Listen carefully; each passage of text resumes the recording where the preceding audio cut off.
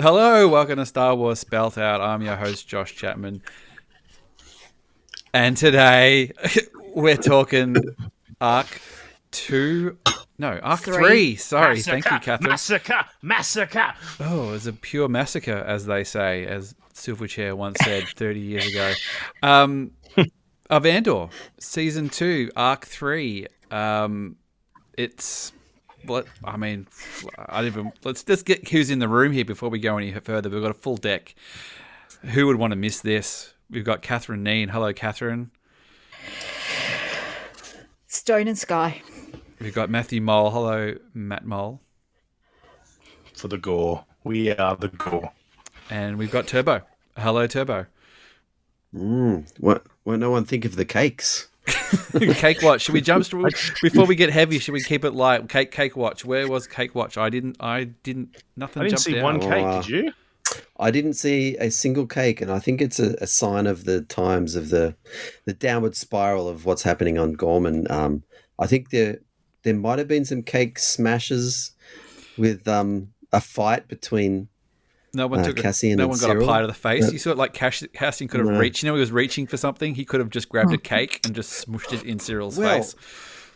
Well, no. So if we're going to get onto that, I think he picked up a glass like container full of cereal.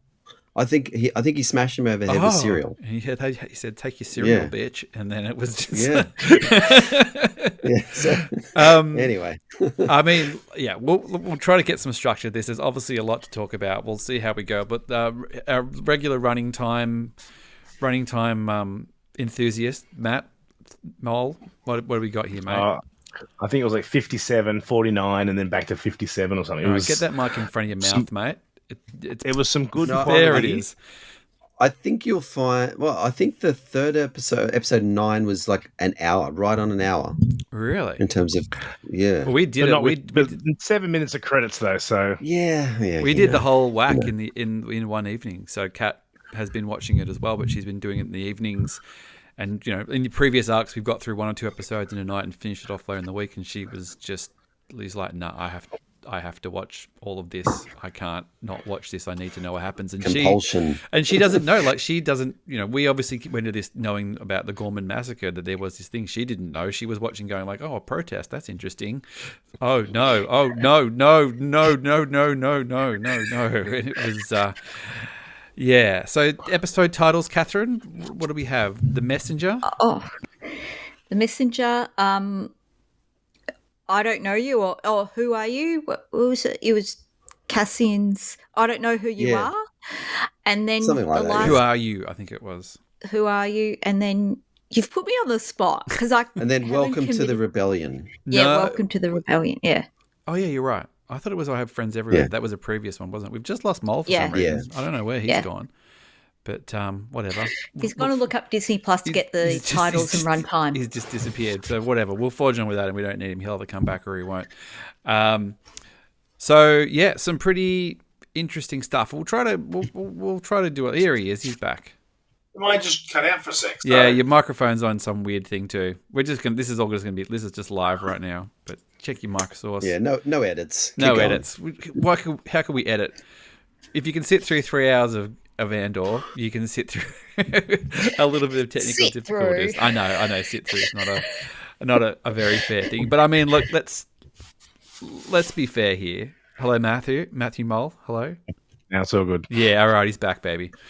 That's how we roll. Here. We just went through the episode titles, mate. You didn't miss too much. But I saw Catherine studying over the titles. Yes. No, she got there.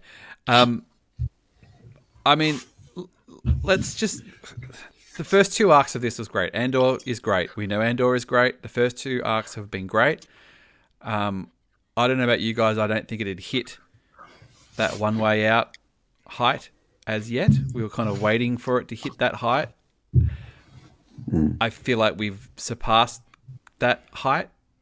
I don't know how this could be topped. Where does Star Wars go from here? As they said on that, where does football go from here? Where does Star Wars go from here, Catherine? Have we peaked? Have we peaked? You know, Gilroy, this is his magnum opus. Like, it is saying so much. Like, he said so much in the first season, but this season he's just like, fuck it, and just putting everything, saying so much about the truths of the world we live in today and our history. You know, it's utterly amazing what you can put into a Star Wars, you know, a sci-fi fantasy show to illustrate, you know, the real world and things that we have to understand and grapple with. And it is just astonishing. And, you know, that's just from the themes. Then you think the about the execution. staging of Yeah. it. Like, it's just astonishing. And he's always talked about that there's calendar dates. You know, he's known about the Gorman massacre for a long time, because before the first season of Andor came out, I think a long while ago, someone tried to trip him up about the Gormans, and he was all over it. He was like, nah, know all about it. Yeah, I saw someone online going, oh, wow, it looks like he really must have, spoken to Dave Filoni and got his. I'm like, we don't need to bring Filoni into this. It's No. John Pablo. yeah, It's Pablo. It's using. I mean, Mohl, you dig a little deeper than most on this. Like, were you impressed of the weaving into the established Star Wars stuff? It's The Rebels. it's phenomenal. It's like, I mean, you need to watch the Mon Mothma episode in Rebels, season 3, episode 19 or 18. I think it's called Secret Supply, and it's literally 5 minutes after this episode ends, because they're not going to show it in the thing, and it just gives it a whole new thing, and it's so exciting for what they're saying about when you watch Rogue One after you see the final arc next week. It's just going to hit a whole different way. And I know this is going to upset you a little bit, Catherine, but I mean, and I'm with you now, because you were here ages ago. Like, I would love to see this this last 4 years over 4 seasons. Like, the 3 seasons, it's been great, but how good this is. You know, we were supposed to get 5 seasons of Andor, and I want it back. You know, take your time. Do it week by week, spread it out over 5 years. Like, it's just so good. And like, it's I don't think give me anxiety, but I mean, in next week it's over, and it's been so quick, but it's been so good. It's like, you know, I don't even feel like I'm watching Star Wars sometimes. I'm watching high quality peak TV. What kind of pizza is this? Turbo? The thing about this is that you kind of expect there's a rhythm to Andor, as like 1, 2, and 3 of the arc builds up to something. But this one, the middle episode, I think, number 8, kind of was absolute peak kind of paranoia, like just. It was, and then you had another episode on top of that, like episode 9. I'm glad they didn't. I'm glad they season- didn't. You know, because we spent a lot of the time on Gorman the week before, the previous arc. And I'm glad that they got there and we had time for the repercussions in that arc. You know what I mean? Like, it could have been like, I've had a couple of people come up to me at work and who are watching it, and they've just gone, oh, like, wasn't that an amazing end? And I've gone, oh, it's not over. There's like another 3 episodes next week. They go, oh, really? Like, where do you go from here? I'm like, well, it's very true. Like, it could almost be, and it almost could have been an ending that, you know, where it ends, where Cassian gets K2, Bix is gone. He's kind of, you're in this thing. Like, you could end it there conceivably. You could have. Maybe. No, there's more pain to come. True, but you're right. They're like, we got 1 year left after this. Well, give or take, and then we got to ramp up to the opening scene of Rogue One. Apparently, Yep. I've been wondering about that, because the next arc is 1 BBY. So that's a year before the Battle of Yavin. And they've always said, okay, this is going to end basically with Cassian getting on the shuttle to the Ring of Catherine. But that's not 1 BBY. That's 0 BBY. Is it just Or am I easier just to... it would take being a a couple bit of too weeks or with- something. Yeah, well, he did say Am I- each arc Well, took 3 days, didn't he? So who knows? Maybe it's a poetic license. Yeah, what is the time? What is the time between handing over the Death Star plans to The Well, I think there's a meeting between Like, Thrawn How long and does Star Krennic Wars and Moff take? Tarkin. 3 days? Is it? Does it take Something place like- over 2 or 3 days? Yeah. Yeah. Let's say a week. you Let's know. leave it to the train spotters, the Star Wars train spotters. I'm sure someone will know. I'm sure Alex will have a video over it soon too. But just getting back to Mohl's point about this being spread out. Yes. I know, me wanting 5 seasons. And before, like all the arcs, I've been like, oh, I wish, we knew more about what had happened between. But honestly, between this arc and arc 2, a lot went on. They're on Yavin now. They've broken away from Luthen. Vel's stuff's gone down with Vel now. She's on Yavin.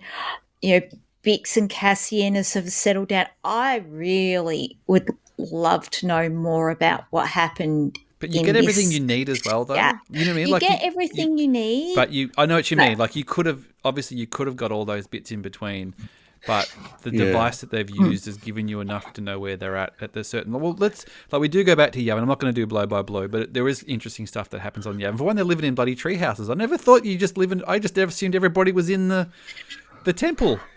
But in the big temple, yeah. Yeah, I guess it's they're probably still cleaning it out or something. They're getting Exar Kun out of there or whatever. Is that who it is? Wasn't that the EU? Oh, like, Exar Kun, wasn't he- is it Shadows of the Empire? No. That was the Jedi Academy series because that was where Luke did the training there, and there was like the evil. I think it was. I don't know. Mohl, you must know this. Back me up on this. No, I'm not an Exar Kun person. I remember that name, and I remember Kip Durran. They're the only 2 people I remember from that. Kip, yep. And he got corrupted. And then there was the Sun Crusher, and then there was the oh god, it's all coming back. Maybe they should have made those movies. Bugger Andor. You're right. You're right. You skimped. But it kind of felt like a bit like hanging out in like maybe Kashyyyk, a bit of like Andor. Just what is it? They're all hanging out in the Yavin cabin. It was Yavin cabin, or what Yavin cabin. It was wild that there were so many, and it does come up in the thing that this is such a secretive base and nobody knows where it is. And there was just like all these people everywhere, and people were coming and going and getting on ships and coming and going, and they were openly talking about Yavin, like in the Senate, like. Benjamin Bratt and Mon Mothma are just sort of talking about Yavin places. I'm like, for a super secretive base, no Dantooine either. They've moved on from Dantooine. Well, no, they're going to evacuate from Dantooine next week, I reckon. You reckon? Yavin is not the main base. Ooh, could be. I like that. But yeah, so Bix and Cassian got a nice little setup going on there, and we get something which I never thought we'd get in Andor. We get the Force. We almost get the Force theme. They hinted it a little bit. Oh, it was half. It was almost there. Yeah. For the Force. I mean, it's not Jedi, but it's like Force something. Force healing, Yeah, Force vibes. it was. Force... So can Bix feel the Force, Catherine? No, it wasn't. No. She said she had dreams about, like, she felt the connection. She felt she was having dreams about Cassian, and it almost felt connected to the thing that the lady felt when she was touching him, that he had a greater purpose. And I think that was more like a Reiki healer more than a Force sensitive massagist. But she fixed him up though. Yeah, she fixed him up. So I think it's not. I'm not talking Ray levels of competence here, but she had enough juice in it. And she said that it doesn't always work, but she was like, it's almost like the kind of Church of the Force sort of theme with Rogue One, where they have some sort of connection, but they don't know what it is. Let's not call it a Jedi. Like it just. Yeah, I'm sure it's Guardians. Yeah, the Guardians of the Wills almost, who have a sort of connection to the Force, but can't wield it in any way. Yeah, like an awareness, or yeah. But I feel like that it was implying that Bix kind of had that sort of awareness as well. But maybe I'm wrong. But it seemed like that was. Yeah, she did have some insight into. Maybe she was just understanding the Force healer in terms of what she was talking about. When she gets that, Cassian being the messenger, and I know, but when she, that sort of thing. he gets back, and then obviously at the very end she decides to leave because she doesn't want to interfere with his purpose where he needs to be. Like, she kind of almost feels like I've been spoken to. I've have clarity. I've got to, and I hope. I hope. I mean, I want to see more of Bix and know where she ends up, but if she's not in the next 3 episodes, really, and that means that she's not dead, I'm kind of glad. Because it was always like, well, obviously she has to die for Cassian to be him, but maybe She doesn't have to die. Well, that's what I mean. Like, she doesn't have to die. She could. No, it's a good point. She doesn't have to die. Just do her She own has thing to... and be somewhere. Find out that. Also, can I just be me for a minute and go, well, there's something between Cassian and Jin in Rogue One, and if Bix was still alive, there wouldn't be that there. Like, Cassian wouldn't act like that. Yeah. Obviously, I'm retconning things, but that's just my take You're just on trying it. to But it's remove more now Bix because out of the if she equation. she's you, Catherine. at least if she's gone now, that's a year until he meets Jin, as opposed to she dies 3 days before he meets Jin, and she's already kind of checking out some lady who shows up on a mission. Like, it would actually make more sense that he can open his heart a little bit after, his love is gone and he doesn't know if Is he'll there see her anything again. actually with Jin Erso? I thought they were just... Well, who knows? We might look at it different through a different lens now. Like, at the time, you go, well, it looks like they found each other at the end through this mission, but I thought they just hugged because they're about to die. yeah, but I guess it's the Look, subtext. the camera that may have was a- cut away, but they kissed in that turbo lift. Well, this is the thing, Yeah, they isn't it? did. This is where with the new they? interpretation. This is where the new interpretation will come from. This is the Yeah, there was something there. throw out your definitely. shipping. You might have to rewrite your fan But fiction. Cassian's just Everybody. a horn dog. Remember, he wanted Oh Cinta. well, early. also, shirtless. We didn't You we was- didn't talk about what's going shirtless on? Cassian again at the start, Shirtless. Catherine. We got another shirtless Cassian.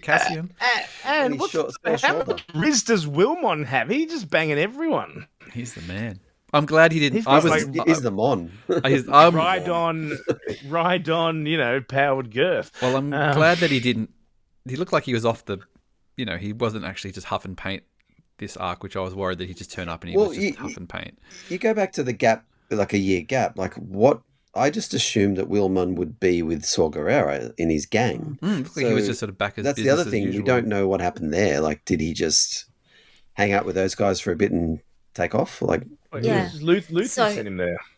Yeah, like that. That year gap, we get, the militarization of a rebel cell, into a formal military. We know you get, what's his name, Draven, and all of these things. It's a far more formalized thing from Luthen sending people out on missions to know we're a natural military force now. Like, how did that happen over the year? Like, I want details because I'm me. I was curious that and he's what just happened sort to of those?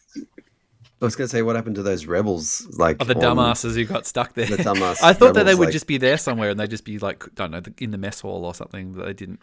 No. Yeah. Who knows? Maybe next week. Maybe they're still there. They're out on a mission because we do I got a see. bit emotional. We do see I got a bit Melshi. emotional walking around Yavin. Like, that was It's- amazing, looks just great, doesn't seeing it? more of it. I Yeah. wonder if that's. I don't know enough about. Was that a set? I assume that it was just Yeah. a set. I guess they had Yeah. to build it again because I didn't know they had to. It looked quite expansive though. Like it looks. Everything looks expansive in this show, though. There's no expense spared. But yeah, I mean, we know that Melshi is back in the fold, and it took me a minute to realize why Val would recognize the gun, because it was the gun from the heist that Cassian took back with him and hid in the box, and then went back to the box and got the gun out of the box and gave it to Melshi when they escaped, and then so it was a bit of a few Where leaps. did that gun actually originate from? Because it had a little symbol on it that I didn't quite recognize. It looked like an F for Ferrix. Oh, or something. Donnie. It's from Was that it old- job, but I was don't know whether it was just from their box I know of it's from the random job, but, like, guns. where Was it Yeah. specifically somebody's blaster at a point? I don't know. Maybe it was what's his name's little wiener guy. Skeen. No, the little wiener guy Skeen, with no. the manifesto. Nemec. Yeah, Nemec's manifest. because Nemec was on the ship, so maybe Cassian scooped up all the blasters from the ship. It could have been. We haven't had any mention of Nemec in his manifesto. I kind of thought that might be playing a through line at some point. but not He yet. got a good amount of screen or airtime in the Andor season 1 recap, though. Did you watch that before? It's about 15 minutes long, and it was good because I had to explain to my wife, this is what happened in Andor season 1. I said, actually, you know what? Just watch this. Well, we watched a 3-minute one on YouTube, like a shorter one before we started because Kat had The other forgotten. thing is the recaps are getting longer in between each episode now. I don't know if because I think they're like almost like 3 or 4 minutes between. There's a lot of dense 7, 8, stuff and 9. to go through, isn't there? Really. But essentially, it's sort of weird because the rebels are organizing, like you said, Catherine. But Cassian still kind of considers himself a privateer, as he calls it. Like he's in, but he's not in, and kind of wants to come and go as he pleases. No. So he's in mercenary mode. Yeah, so he's still doing jobs, effectively still working for Luthen for the most part. He's a freelancer. Like he'll do a bit of both. He'll do what suits him, and definitely when Luthen offered Deidre, it became I've got to do that. Yeah, so that's kind of where the became personal. Yeah, that's how it all sort of kicks off. That they're dangling Deidre and saying that she's hanging around at Gorman. And she pops her head out and makes a stink face, for a few minutes every day. So here's a good chance to kind of pop her off. She was doing some glorious stink face acting at the start of this as well. I mean, we'll talk about how amazing Denise Gough was in this in general, but we do go back to Gorman, and he's got another undercover. What was the undercover? He was as a journalist. What was the undercover name? Catherine, did you catch it? Kuja. Ooh.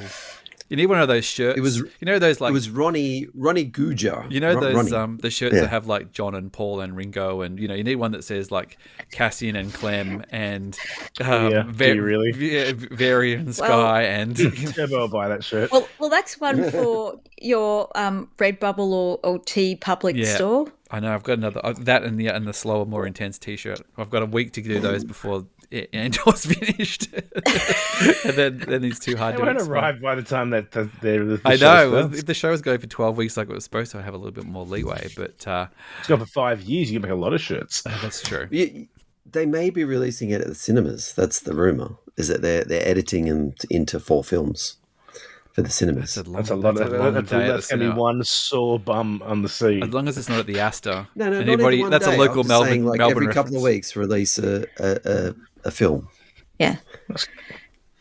Nice. So if it's at the Astor, bring a cushion. Yeah, bring a cushion. A beautiful theatre with the world's most uncomfortable seats. So we go back to Gorman, and it's all sort of being clamped down more and more. They've sort of barricaded the square down. It's getting harder to move around, and the resistance is getting a little bit braver. But it seems like that there's the sowing the discontent there has got more and more. The local Imperial news propaganda machine's been going pretty hard at them, and it's not getting harder to get around. It's actually getting easier because they're sort of packing up and going, you know what? We're not even going to pretend like we've got an armory here anymore, and you guys should be outraged and start fighting. Like well, that was episode 8, but I think was it episode 7? They still had the barricades and everything. They had to wait. Yeah. They had to wait for the definitive call from Krennic that no, there is no replacement. They had to have this thing, so it was then a go for we're going to make this trap. So they're basically almost kind of going, we're going to get as ready as we can, and then we'll either just leave or we'll go hard. And they fly in Mr. Poopy Face, leader of the Scarface. He's like, I wonder if he's a bad guy or not. I don't know. He's looking with a whole heap of inexperienced. Yeah, kids will do something dumb. He looked familiar. I haven't looked him up, but the Scarface guy looked like an Australian actor. I don't know. He looked very familiar. Was there another Australian twinge? Do I need to go back and double check the? I don't know. He's got the. So effectively, Cassian goes back and he's like, right, I'm gonna stake the place out and look for Deidre. And I did like that the bellhop was working behind the desk at the hotel now, and we got a rebellions are built on hope. That was cool. Yeah, after everything. Star Wars reference. It was really interesting when Cassian was checking in. That the bellhop obviously very much recognised. Okay, he's been here before. Yeah. You know the way, and so subtly giving him the warnings of, hey, they're checking everything. Yep. Just, be careful. And then, when Cassian was sort of like checking out, he was like, yeah, we never logged you in. I never You were logged never you. here. Yep. We got you back, Yep. homie. Yeah. And he also put him in the right room for like sort of the job that he was on as well. He was sort of Yep. aware that, But he basically one goes, of us. he scopes there and he realizes that there's troops above, and that's why he doesn't. Well, it's also because things escalate anyway, so he's sort of, he's like, oh, there's He two. couldn't actually go on the balcony at all Yeah, because of the troopers are soldiers. there, so I couldn't really do that. And that's sort of where the first. I mean, we should touch that. Obviously, Cyril is still there, and Deidre's living there now. Before she wasn't on site, but it doesn't seem like they're not cohabitating. It seems like they're leading reasonably separate lives still, and he's kind of just feeding her information. But does he? Because he goes. He chases down the daughter of the leader, the sort of the dark-haired girl. Was he a bit sweet on her? Do you think? Do you think he's sort of getting? No, he was trying. He's actually fallen for the people. He's actually emotionally invested, and he was like, I can stop this if you sort of give me something to put an end to this, because he has no idea that he's still they're looking playing for both outside sides. agitators, which basically, if he's he- looking for rebels there, not the people. He thinks he's on a secret mission to find the Gorman front and then put an end to it or something. So Well, it's not even that. He's on a secret mission to find, like, it's not The even the outside Gorman, it's the agitators. outside people. Yeah, they're implying that there are rebels there that are actually doing everything, and the front are just sort of, just the locals that he's Well, I think he was feeding actually info asking to. her to give up her dad to sort of stop the. If I can give someone a value, then I can save the day and be Cyril the hero. Turn the lights out. So the relationship's a bit weird because it is sort of, it feels like a little bit professional. And then she plants that big smoochie on him though. And Deirdre does. but Post strangle. No, that's beforehand because he No, sort of before comes that. in to sort of, because the escalation has begun. He's sort of trying to find out what's going on, and she's just like, Oh, yeah, get yeah, out of she's- here, get This rid is of. odd. Yeah, we're going back to Coruscant. We're getting a big promotion. We've done very well. You and me, And baby, we're he's out of just here. like- Good things are happening. Yeah, And he's just like, what the hell? What do you mean? Like, this In is the getting middle out of of war control. zone. yeah. What are we What- doing what's- here? Yeah, What's and this I all- think that he sort of cottons on to, hang on, we're doing something else. And it gets later on when he has realised this was a trap. Like, all the Gauls were herded into a trap. He really reacts violently. Yeah, well, we move on to the second episode where basically the escalation just sort of kicks up a gear turbo. It just they what do they open the square up and mysteriously let the barricades down? Yeah, they open the barricades, but then they actually put a trap around the outside, so they're actually trapping people in. Yeah, they're sort of saying, "Hey, you can So come out into the thing." and- they're gathering people into the center, into the memorial and all that kind of stuff, and they're inviting people to kind of effectively protest, and then they're gathering all the protesters in that circle. Or let's call it a square, but it's actually a circle. But yeah, it's they're just sitting ducks basically, and they don't realize it, which is a bit odd. Like, you'd think that they'd be a bit wary of, like, oh, they've all of a sudden opened the barracks, opened the barriers, and The it's a bit odd. what's his Rylands, the older man? I can't remember his name. He sort of- Yeah, the he French recognised. Yeah, he cottons on. pretty He quick. realizes, he's like, Yeah. what are you doing? Yeah. Because not he helping. confronted Cyril. Yeah, Yeah, but I guess the locals And are he looking was trying for to get people away. Yeah, I mean they haven't been able to voice their displeasure, I suppose, before, and they're a Well, yeah, proud, there are that's the proud word, yeah. people that, so I think they've seen their chance to sort of gather and show their unity, and they sort of, like I said, they walked right into it. And they were, Well, and the Empire had landed mining equipment. Yeah, they already Which knew it got was ready to go. everyone's- So Yeah, yeah. They thought that was a rumor, but like it was obviously real. Like there was mining equipment landing, and it was stuff interesting like because that. they didn't, they could have obviously had, done big shots of big ships coming down and doing all of that, but they really did keep it focused on that location where it was all hearsay, and they're kind of got some people going, oh, that's just rubbish, and even Cyril finds out at some point. He's like, oh no, there's armadas up there in the sky and they're coming down. And But even if, as Rylands was trying to understand why, like, the mining equipment's landing, like, they still don't know what's. yeah, what do they want? Like, what are they here for? What do they want? They still don't know that there's something in the ground that they want. Like, it's still all paranoia. Yep. They don't know anything Well, about nobody knows. calcite or calcite or whatever it is. So it's something, whatever the last bit is they need for the. I mean, I guess we'll find out. Do we know anything about Gorman after this? Does the planet exist? Do they split the planet in half and it doesn't exist anymore? Well, the planet will be, they said it once they take everything, the planet will be destroyed. I know, but like in canon, is there any mention of Gorman post A New Hope? Is it even a planet that exists anymore? Or did the Empire get what they want and gut the planet and leave? Or did it get stopped because the Death Star blew up? And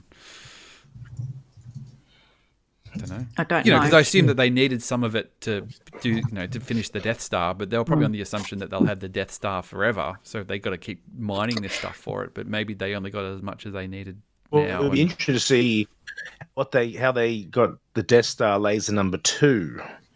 Oh, yeah, Where do they go for the that calcite for that? Because they built that one pretty quick, didn't they? Anyway. Yeah. But you also wonder if we're going to go back to Gorman at least a couple of scenes in the next episode to sort of see the destruction. Like we could see some absolute devastation. I know where it ends. I know that it runs into Rogue One, and that's great, and it's going to be amazing.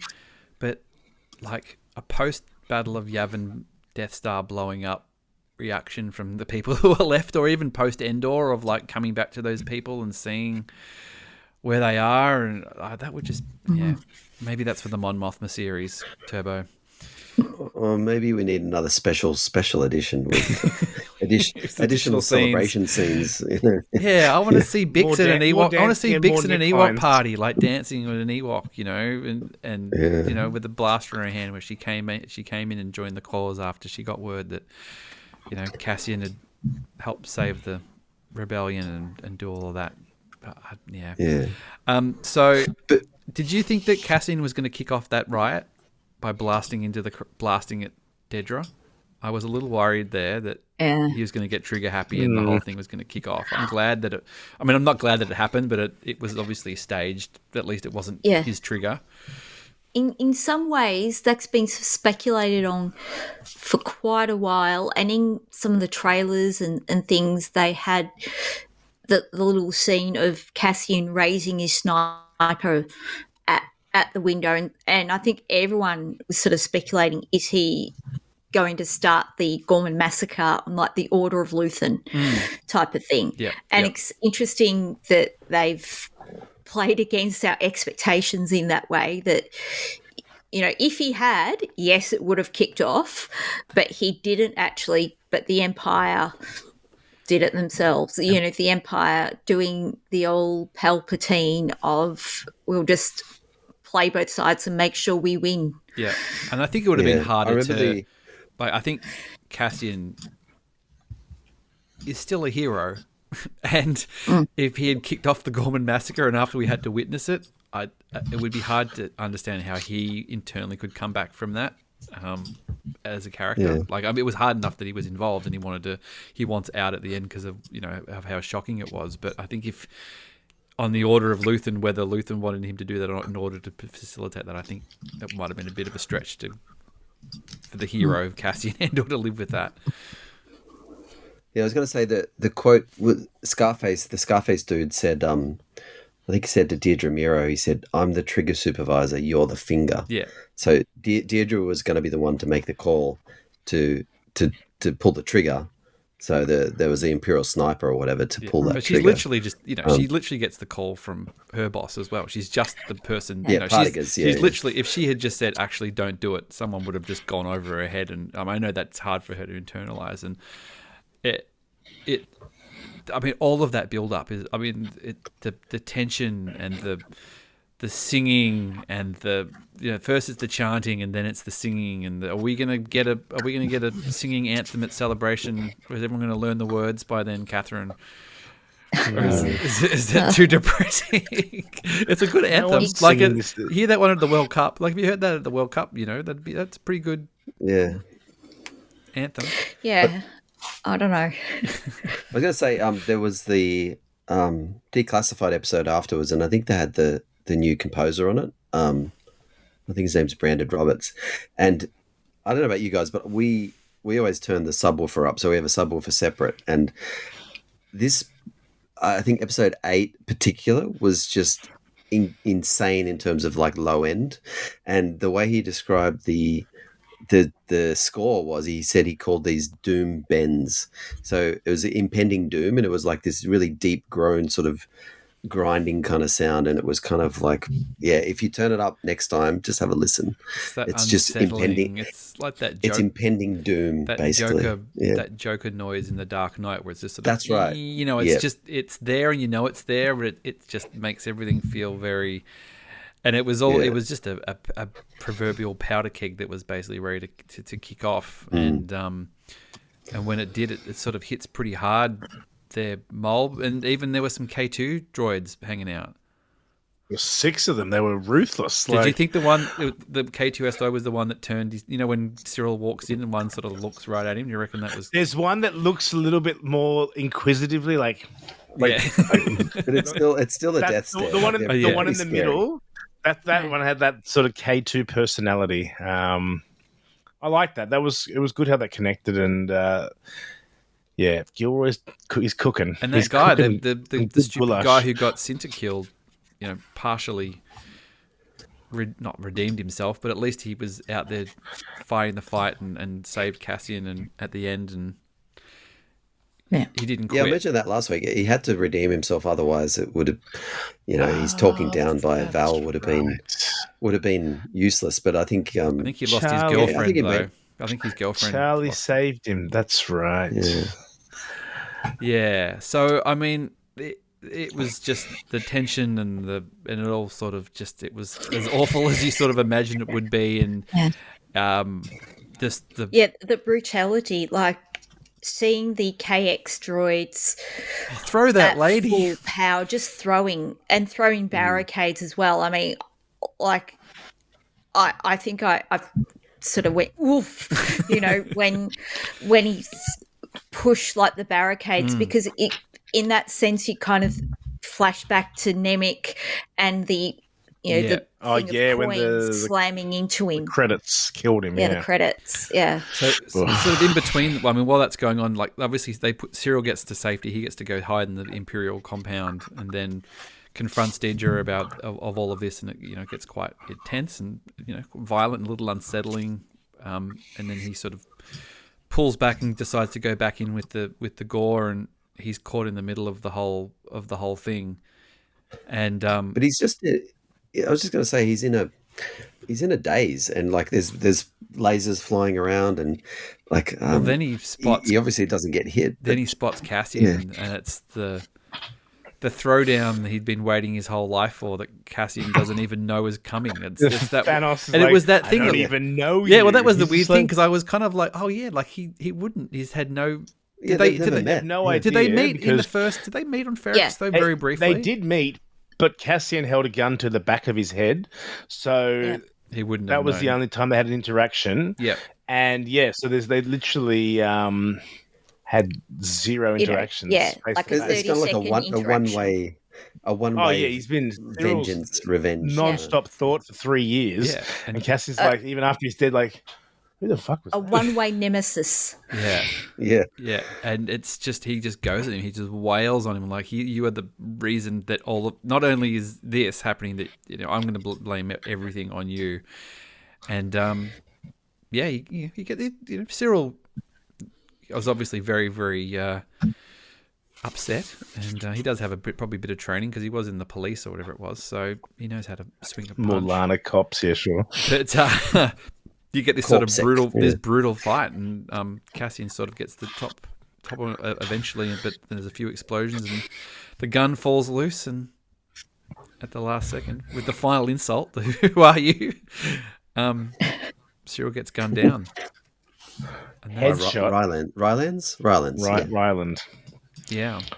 Vigo. And Vigo's dad. And you sort of, I mean, Cyril, obviously a very flawed man, but did kind of No, get an he was not understanding. redeemed. No, I would say he's redeemed, but he got an understanding of how Well, he he had the like, what have I done moment? Like, what have I? Because I think in you the could square, tell I he think What he have I gets been an a part idea. of? Like Yeah. I've just helped facilitate this. I've just been played completely. Yeah, He you can had imagine, his like, "Are we the baddies?" moment. yeah, Yeah. that's right. Yes. Because you can imagine how many people in the Empire think they're doing the right thing, following the rules, doing their paperwork, doing their admin. Like, there's so many people in the Empire that are like, yeah, I'm the good guy, and then he realizes, no, you're the bad guy. Yeah. Yeah. Yeah. And also he's been played and betrayed by someone he cared about and yeah. So it's what a character, a complicated character that you wouldn't think you'd probably see in Star Wars. Really, that's a lot of the time the redemptions are pretty clear cut. If someone does bad, they redeem.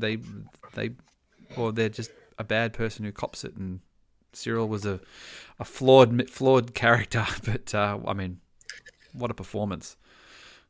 I mean, yeah, you compare, like, I always go to one of my favorite lines of Empire with, I don't even know his name, but he goes, "Good, our first catch of the day," and you think about, like, that villain Who's relishing the villain Empire, where you don't really care about him and you don't know his backstory, but, like, you think of Cyril and his relationship with his mum and, like, relationship with Deirdre, and, like, he's got a life, and we never think about the Imperials or. Sorry. Oh, okay. There you go. Thank you, Matt. But no, it's just given a whole new sort of. We understand what their life, and it's also you get that real understanding of the chain, like. Something's coming from the Palpatine, something is coming down through Krennic, then it's coming down through the next guy, then it's coming down through Deirdre, and it's just like, well, they're all just running down this chain of command, just following the rules. And yeah, and if like I said, if Deirdre had said, "Oh, actually, let's not pull that trigger," 2 seconds later, the call would have come through, and it would have been like, "Oh no, just do it anyway." But I mean, Denise Goff's when she goes into that room, that was just incredible. Like when she's trying to straighten her uniform, but her posture she's so broken over, she can't even stand straight. But she can't even stand straight. And like she's like, every time she tries, like she shows emotion, she gets pulled up to like sort of like keep it together, and she's trying to. It was just. She's trying to loosen a collar, and that was the thing. Also, they're talking. When that clip was in one of the trailers, and people were like, "Oh, is she being force choked?" It's like this is worse than being force choked. This is just post actual choke. But this is just like you're Well, no, she'd just been choked by Cyril, so she's sort of. No, this is just like she can't breathe. This is just anxiety. Anxiety, yeah. She's just got because she was popping pills before. Like, she was popping pills for her anxiety, I'm sure, in earlier episodes. Yeah.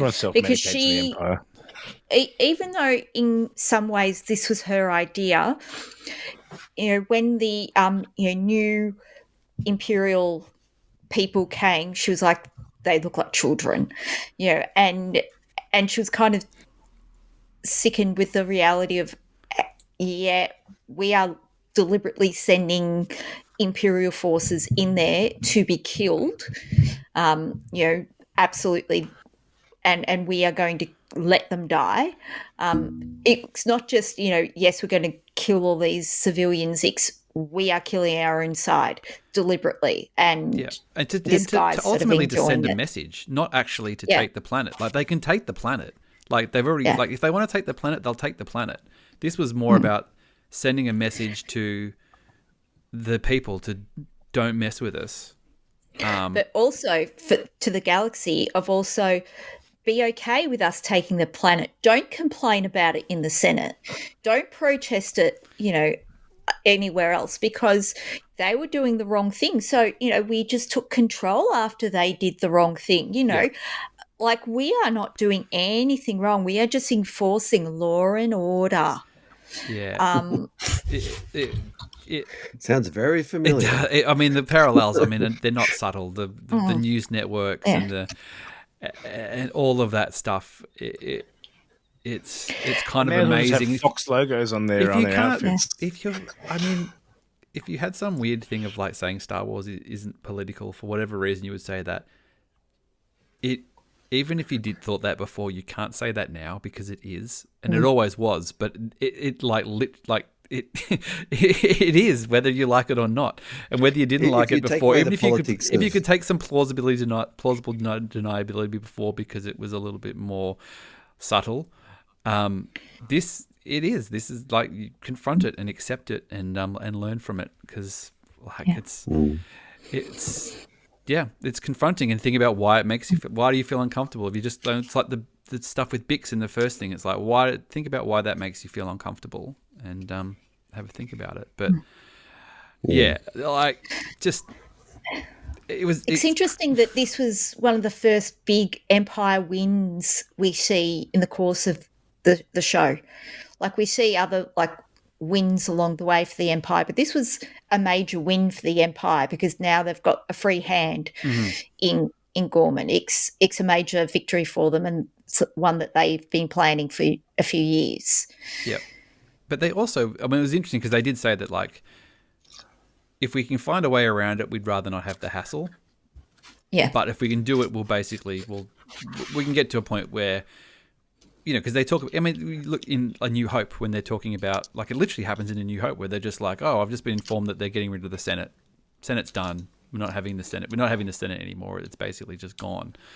So they're only a year out, or 2 years out of dissolving that completely. Of going, we're not even going to pretend to have oversight anymore. We're just gonna do what we want. And it's amazing that they actually went for 20 years and had that. How will you keep control without the bureaucracy? God, these lines are all coming to me so clear. Regional governors. Yeah, the regional governors will have direct over the whatever it is, not close. Fear. Fear of this battle station.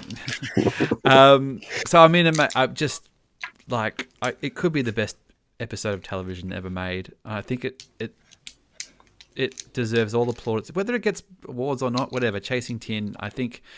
Great if it does. Amazing. What a woohoo! Well done. Wonderful You world. get to put it on your shelf, and you get to put the font and the thing on the DVD cover and say award winning. But I don't think there's any question. It's up there. If you think of the biggest and the best television episodes of anything you've ever seen, including this show, it stands side to side with it. Like I can't think of. I can't fault it. Like there's nothing. No, I can't. It's up there with Face Off in Breaking Bad and ahead of Reigns of Castamere Game of Thrones at the moment. Which one was Reigns of Castamere in Game of Thrones? That was the Red Wedding. Yeah, which also was an episode that had an extremely memorable last 5 minutes. But does anybody remember anything else about the rest of that episode? Yes. Nope.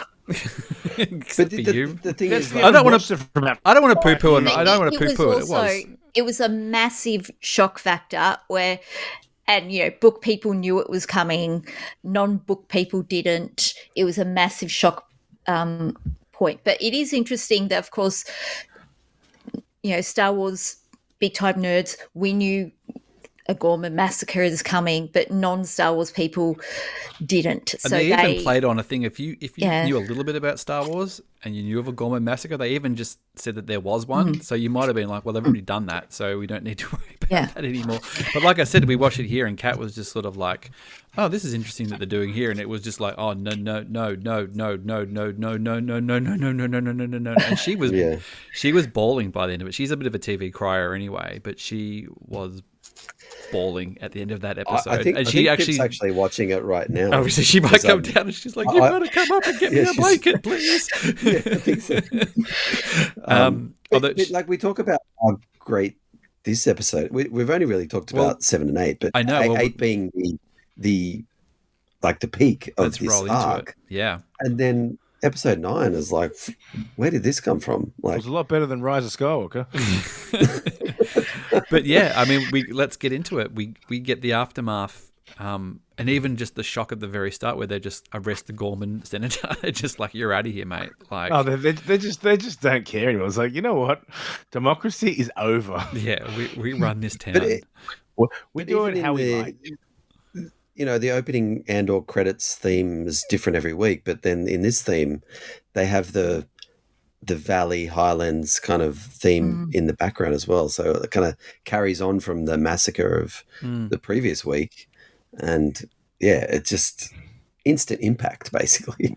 And can I just say, Marva's speech, music, Mon Mothma's speech, just chef's kiss. Chef's kiss. I got the Rick's Road tingles again. Well, we did show why we needed Bail Organa in this as well. It wasn't just a hey, welcome to the party. It was, and he was great. Benjamin Bratt he embodied the character.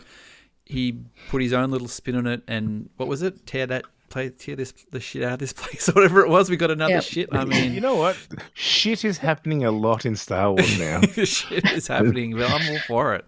I like. Is there a Wikipedia page for shit now? Does it exist? It's all in Andor. It's only in Andor. Doesn't matter. I mean, I guess you could substitute it with poodoo, but I think shit sounds better. If you just gone like tear the poodoo out of this place, it might have lost a little bit of impact. I think if Cassian had backed that ship into the thing and gone poodoo, I would have given a pass for that. That probably would have been, because it was a bit more. It was a bit funny, and it was funny because we saw the first episode of Andor at Celebration, and I remember, talking to people who'd seen the whole thing, like Molly and Alex and a couple of other people. They're just like, oh yeah, well, it does get a little grimmer on the thing, and you weren't lying, guys, if you're listening. But so essentially, Mon Mothma's like, I can't take this no more.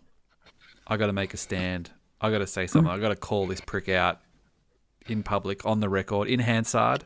I'm assuming they have Hansard in the Galactic Senate.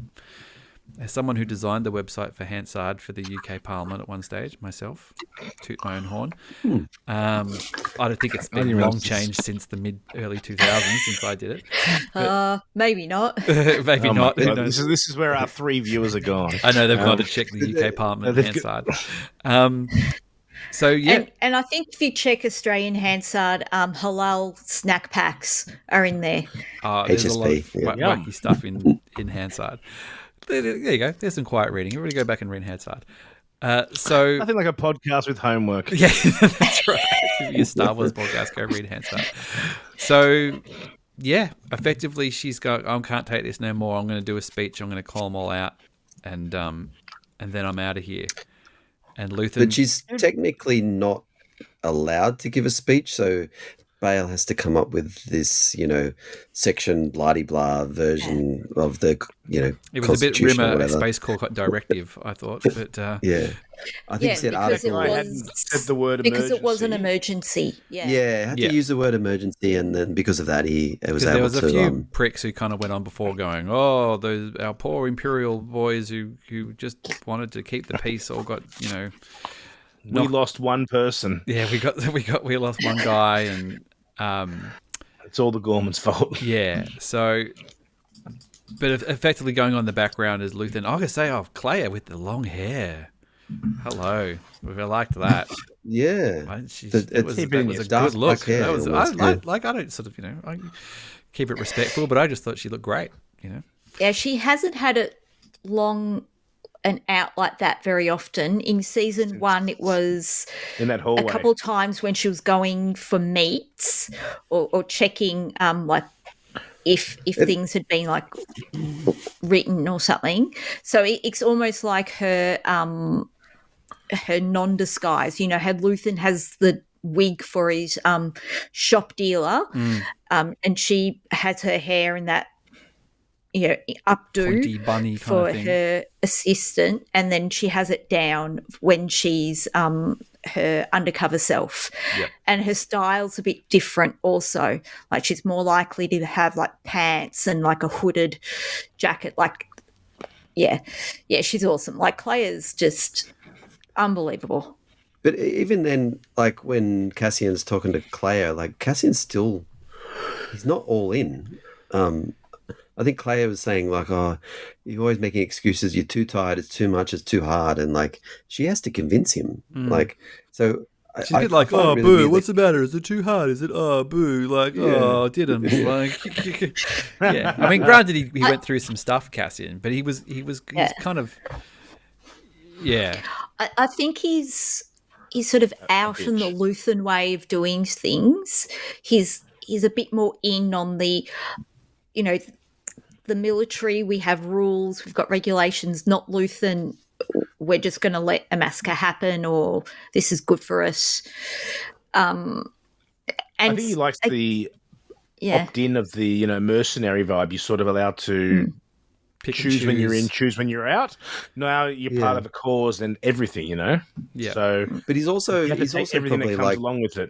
But he doesn't want He's the probably thinking of responsibility of Bix. the one bit. He doesn't want the responsibility of being in the military, but he also doesn't want just becoming a tool for Luthen. It's sort of neither of them are really appealing to him.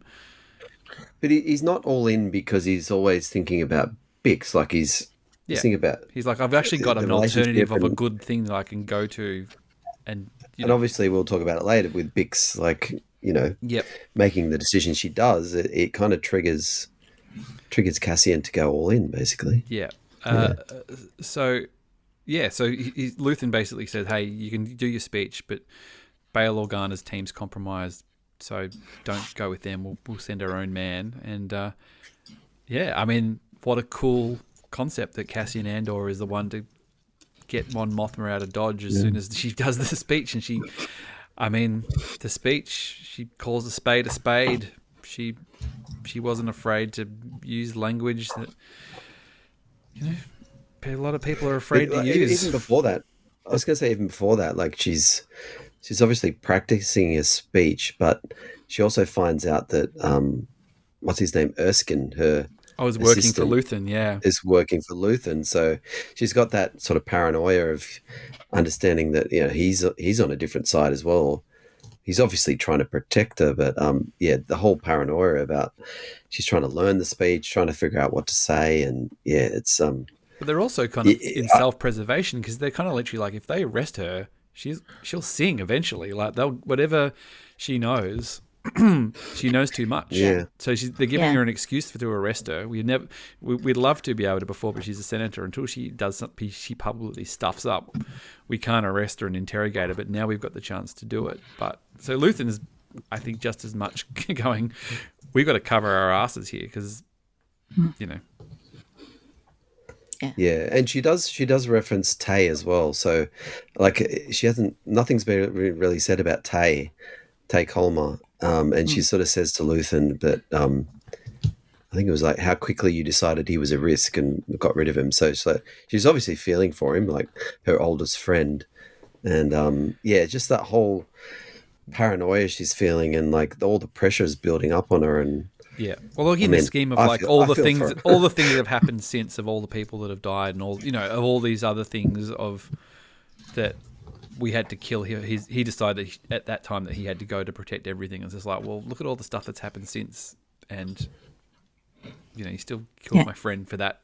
Seems like a minor indiscretion in the scheme of the things that have happened since. But she gets out on that thing. She gets out on that platform, Catherine, and she lets her rip. Yeah, she eventually, you know, she gets to start talking, and the guy from the ISB, the bald guy, who isn't meant to be there at that time, it's actually meant to be Lonnie, I think. Oh, right. I think I saw someone. But he was the one in late. surveillance. You mean the one doing the surveillance? Yeah. Okay. And it was hypothetically Lonnie's agent in Bale's team. So that's how Luthen knew that Bale's team was compromised. Yes. There's also right. the two people who who locked the media door as well. Yeah, and they're just doing. We fixed this. Yeah, we got told to close it. We got told to close run the protocols and we took the key up to where it's meant to be. And it's like, that's a little act of rebellion, like the bellhop reception guy not logging Cassian in. These two, just doing their job, in a at a certain time. I didn't think of Lonnie. That's a good call. Yeah. Yeah, I got a bit confused at first viewing with Lonnie's last name is Jung. Is it Jung? Yes. Yes. Yeah, it's your- that's right. Yeah. Yeah. So, that makes sense now. Yeah. It was a bit it was kind of funny that, when they're trying to pull the plug kind of thing. I keep thinking of movies where it's like, stop that band from, trying to stop that band from playing, and trying to pull Turn that thing down. Yeah, turn that thing down. Strictly ballroom. Yeah, all those sort of just Oh, yeah. turn pulling the plug. Yeah, pull the rock music off kind of thing of it. So she gives the speech and then it's all And she says, I was going to say the line that got me was the death of truth is the ultimate victory of evil. And you're like, yeah. The abyss between she's what right. is That's said a and Marvel what style is... comment. Yeah. Do you think she could have done an F Palpatine Mohl? She could have dropped the F bomb. They're Or not fuck the gonna say Empire that. kind of thing. Fight the Palpatine. Not on the Senate floor. Yeah, not going to get that in Hansard. It might get asterisked out. But so she gets out of there, and then Cassian is there to sort of escort her out of the building as quickly as they can, and the agent follows in, and it's all As very he's got tense. friends everywhere. Yep. She doesn't ask the question beforehand, but he does enough to sort of, win her over, and he gets to drive the limo at least. Yeah. Killing And Clovis. And you, we've been watching this for almost 2 seasons or 2 more seasons, and you don't realize that Mon and Cassian have never met. Like it's like this is the first meeting. It's like kind of pretty significant, Do they share a And you see scene? them- They're in the control room at the start of Rogue One, aren't they? Yes. When Jin turns Yes. up. Yeah. Yes. Yeah. She, But this is the first time they've introduces met, obviously. Cassian. Yeah, no, but it just means that they do it just means that when they get to that scene, you'll go, oh, yeah. There's a relationship. There's yeah. a relationship, and she's just like, this is Captain Cassian, whatever. I can't remember what it was exactly, but and then Mohl, she gets to go to that dank safe house. It's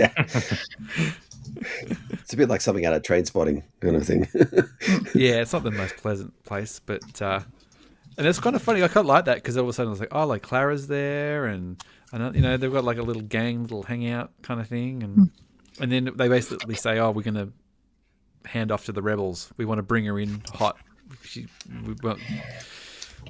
Get her to do another She speech. wants another escort, or Well, they're bringing her in via the military, rather than the intelligence, the spy part of the rebellion. They're bringing her in via like the military. Is the it legitimate part of it. Gold Squadron or Phoenix Squadron type of thing? That kind of legit military. But is the rebellion or the Rebel Alliance? Well, I don't know how to use the word legit, but is it legit at the moment yet? Like, is this what makes it that's legit? what I don't Isn't it? quite This is literally the understand. moment. Mohl, have you watched the Rebels episode post or recently? No, it's on my list of things to do, but I want to watch. I not rush watched it, but I watched it on laptop, and then now I'm going to watch it with my wife on TV on the big screen, and then I'll watch the Rebels. I mean, I know the Rebels episode, but like, yes, Does you have to do it. Because they meet her in space, don't they? She don't pick her up from Coruscant. So I'll spoil the episode Do it, because 'cause we've all seen 5 it. years old. Yeah. So they get and this is the thing on Yavin. We saw the Gold Squadron X-wings. You sort of see them with these very good, like everything sort of has a little place, and you sort of see little things. And so there's the Rebels guys and the Ghost, and then the Carillion Corvette arrives with Gold Squadron escorting, and then the secret supply person is Mon Mothma. She gives the big speech on Dantooine that they broadcast to the whole. I mean, she hasn't done enough big speeches, and that's where she sort of goes, right, I secede from the Empire, and the Rebel Alliance begins literally that day. Yeah. Yeah. And I It's think her speech that is sort of meant to bring all the disparate cells together. That's why it's an But alliance. there was a growing of formalized military, if my memory is right, that Hera sort of becomes like Captain Hera in terms of like a Phoenix Squadron types of things. And the rebel crew are doing more sort of coordinated military-like things rather than, like a quick dirty raid type of thing.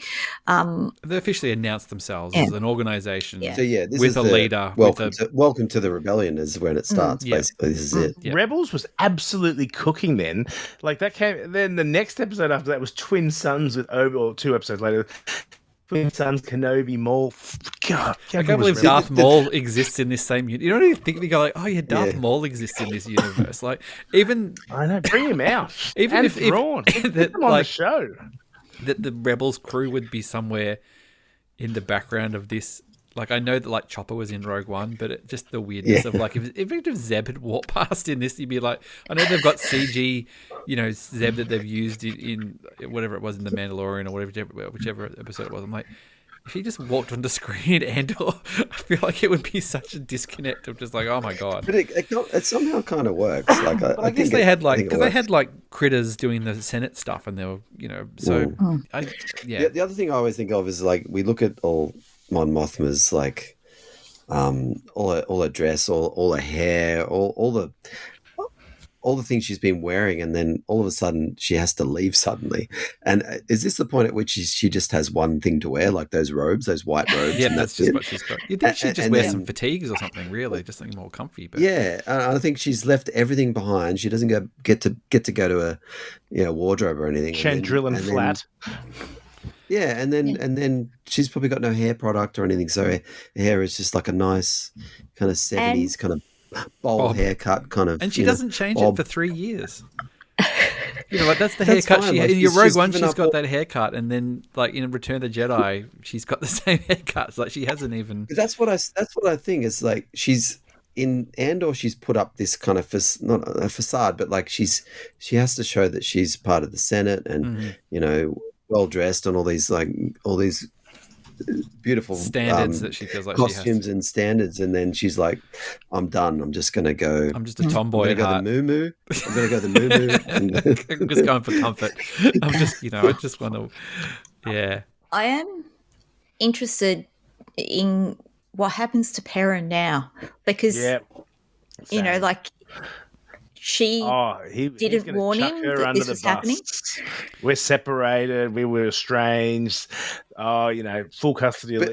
Literally. Will we see him though? I don't know. I feel like they just. I don't know. I feel like they're just. Who knows? They'll get some loose ends tied up quickly, I think. Perrin will just keep having his parties. Like he'll just got the flat to himself. He'll be oblivious he'll to be it. risky businessing now. He's like, oh, look, got the flat to myself. I'm dancing around in my underpants. I'm just having his parties. Saying, I never the mistresses around the house now. Before he had to. No, I don't even think he tried. Oh, no, I think he implied that he had a mistress at some stage. Remember, he was he said, don't you have boyfriends, girlfriends? Yeah. Like I think that was. Oh, and the kids do get a mention. We didn't bring it up last week. That they do mention that. They'll go, oh, how are the children? There is a little mention of that, but so that all happens. Mon Mothma gets away. Cassian comes back to Yavin, and sort of catches up with Bix and says, "I'm out. I've had enough of this. We're going to find another. We're going to run again. We can always find another little place." He gets dumped, and she decides that he's too important. He's got to finish his purpose, and while she's there, he's going to be looking towards that life, and so she takes off.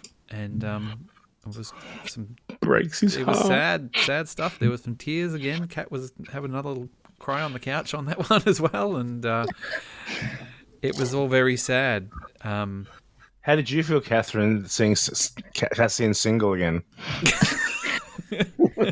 Look, the week's been a lot for me, so I think I was in a bit of I wasn't open very emotionally. So can we just move on? So, sure. But I mean, he gets his new best mate though. So his girlfriend his girlfriend leaves, but you And get he a gets new a robot. you get a new best mate to come up and I mean, they really tied that K2 droid down. After seeing what he was capable of, he was ready to. They wisely just made sure he wasn't going to kick someone's head in there. Can I just say that definitely it's a better story of how Cassian and K2 met here in Andor than it was in that comics, one-shot comic. I have read the comic, They but I were don't remember always, what. Nah, it's not memorable. They were always going to overwrite that because and did a much better, more meaningful job. Yeah. They don't tend to go retconning, some recent stuff. But I guess The comics are always a little bit more of a like it is till Yeah. it's not. They always a little bit more leeway on the comics. But I guess when we see them next in, what would it be, episode 10, they'll just be best of buddies. They'll be Rogue One, like They would have already they'll be- done a bunch of stuff together and hung out. Hopefully, yeah. Oh yeah. he And probably won't be I quite hope- as I hope we polite.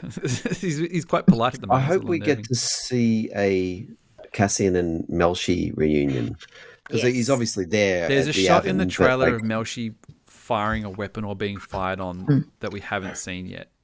Yeah. Which does And you- imply Right. that he's in there somewhere. Yeah.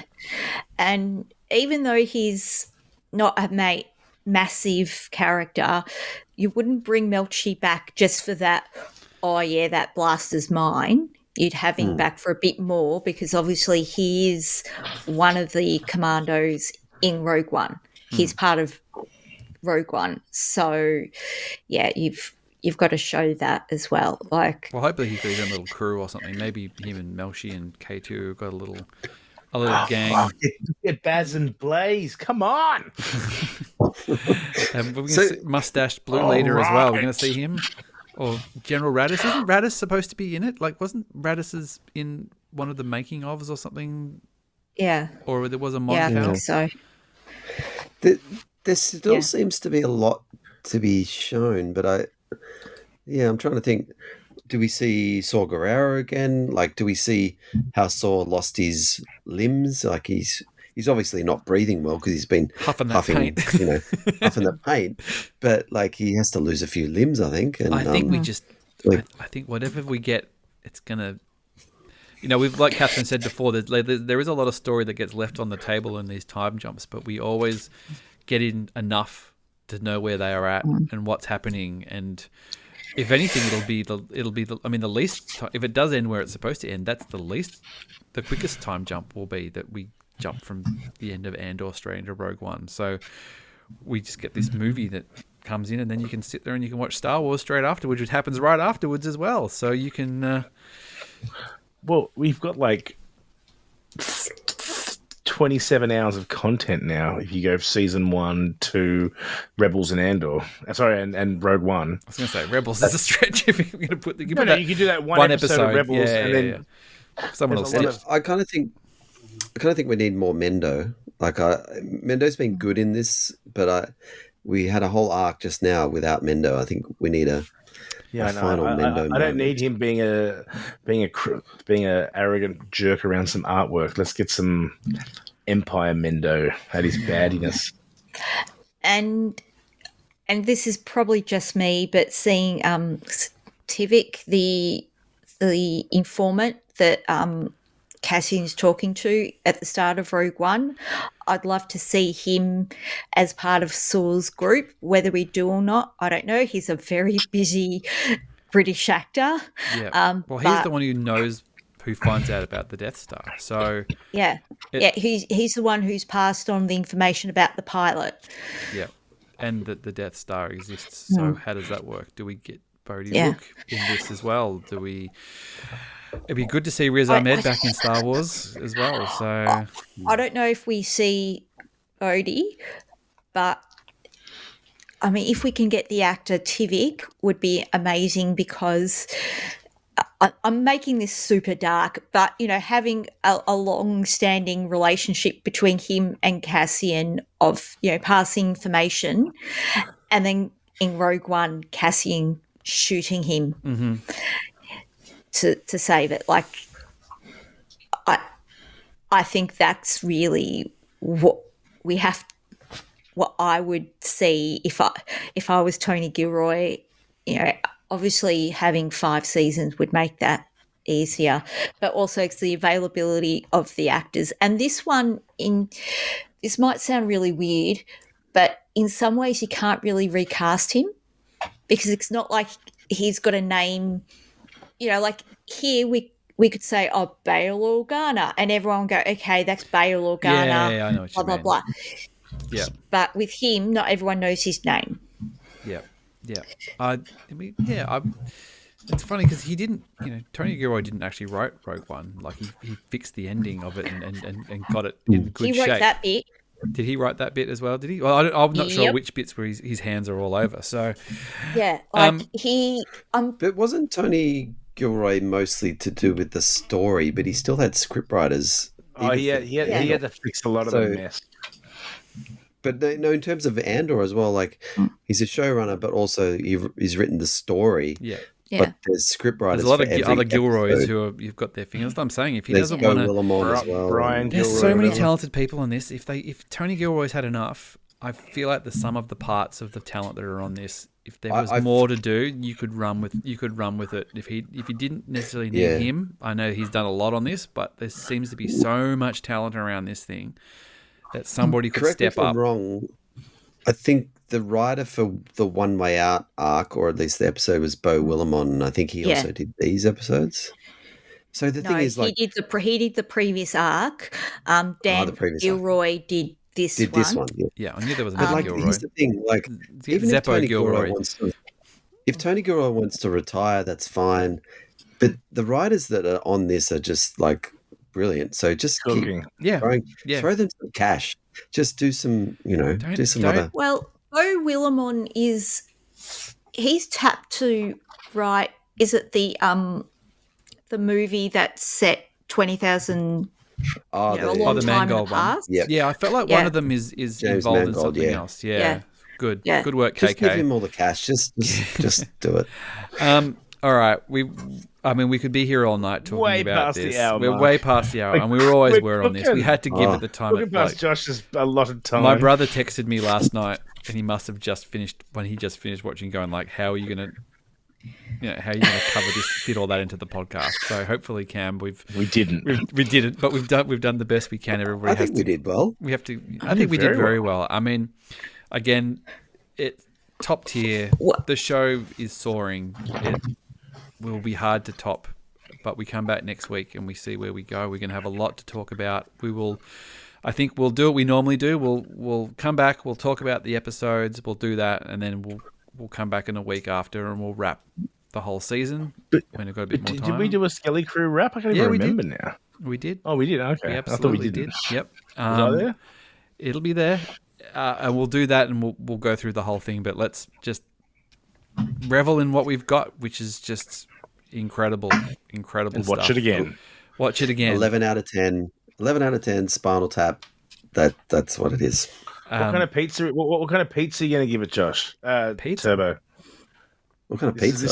This is a gourmet pizza, not Oh, this has got to have some truffle and truffles and It all depends on what you cheese like on there. gorgonzola. Four cheese. It's a dense pizza. That pizza we had when It's you so stayed at my dense, place yeah. was pretty good. It's so Mohl, the one dense. that had the spicy sausage on it and stuff. That was pretty good. Yeah, I got a speeding ticket in your car. I hope you haven't got that yet. I picked it. I'll send you the bill along with your Jar Jar pup. Thank you so much, guys. As always, a pleasure doing business with you.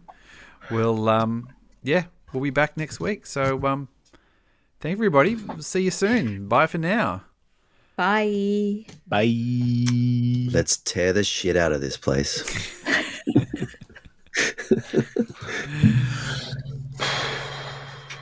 Sorry for swearing.